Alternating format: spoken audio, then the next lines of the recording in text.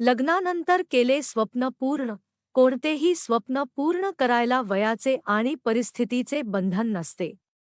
जर एखादी गोष्ट मनात आणली तर आपण काहीही करू शकतो.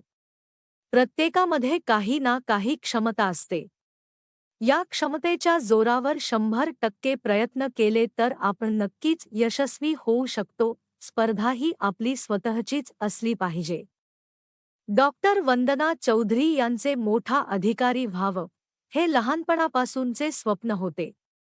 पण काळाच्या ओघात राहिलं तेव्हा त्यांचे मिस्टर म्हणाले, "अगं, लहानपणी स्वप्न अपुरं राहिलं म्हणून काय झालं, आता तू ते पूर्ण कर."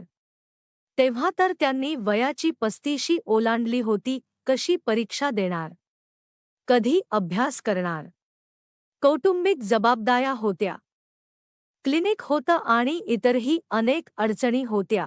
त्याचबरोबर नवीन स्मार्ट पिढी होती. असे प्रश्न त्यांनी विचारले तेव्हा त्या मिस्टरांना म्हणाल्या, "नाही हो शक्य." पण ते म्हणाले, "अगं, प्रयत्न करायला काय हरकत आहे? तू अभ्यास केला तर यश व पद नाही मिळालं तर ज्ञान तर मिळेल ना." त्यानंतर त्यांनी जोमाने अभ्यास केला आणि यश संपादन केले. डॉक्टर वंदना प्रशांत चौधरी या औरंगाबाद येथील वैजापूर गावच्या रहिवासी आहेत. त्यांचे वडील प्राथमिक शिक्षक तर आई गृहिणी होती.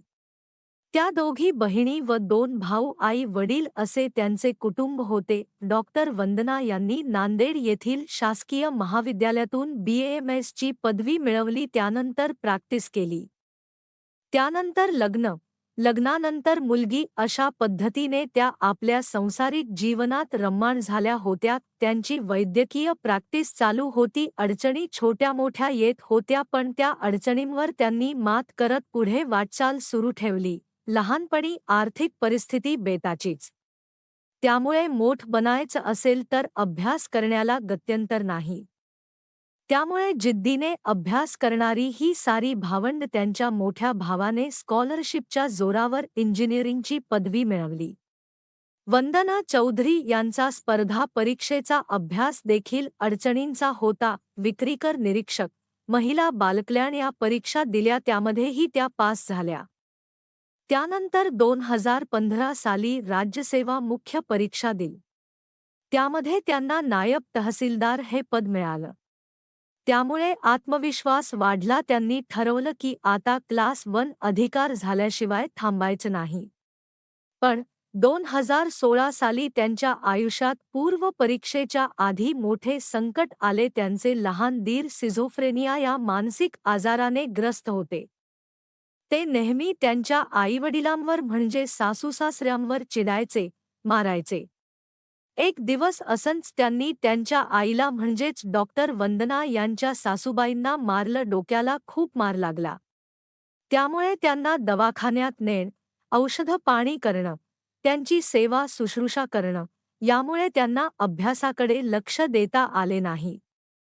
परिणामी 2017 सालच्या पूर्व परीक्षेमध्ये त्यांना यश मिळाले नाही. पुन्हा त्यांनी जिद्दीने अभ्यास करण्यास सुरुवात केली. त्यांचं काम चालू होतं, अभ्यास चालू होता. अभ्यासक्रमावर फोकस केला.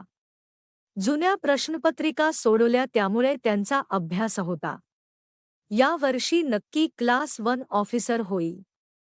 यामुळे त्यांना आत्मविश्वास वाटत होता आणि झालेही तसेच. पूर्व परीक्षेत मध्ये त्यांचा स्कोर 200+ आला. नवीन पुस्तके, नवीन पॉइंट्स काढले. ऑगस्टपर्यंत त्यांचा मेन्सचा अभ्यास पूर्ण झाला होता. सप्टेंबरमध्ये रिव्हिजन करायची आणि परीक्षा द्यायची असं ठरवलं होतं. मेन्समध्ये त्यांना चांगला स्कोर मिळाला होता. पण कौटुंबिक अडचणींमुळे इंटरव्ह्यूची तयारी करावीशी वाटेना. त्यांनी इंटरव्ह्यूची तयारी करणं सोडूनच दिलं.